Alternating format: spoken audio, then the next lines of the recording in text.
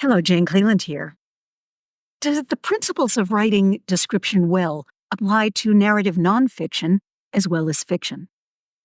Yes. First, narrative nonfiction, also called literary nonfiction or journalistic nonfiction, is the truth well told.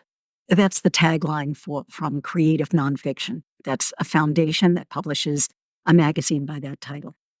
And the principle is that you want to write narrative nonfiction using all the principles of fiction to make it a much more engaging story. Otherwise, you end up with things that are dry. And therefore, this principle of description based on sensory experiences works beautifully. It does create an immersive experience, but it also is absolutely used to convey information.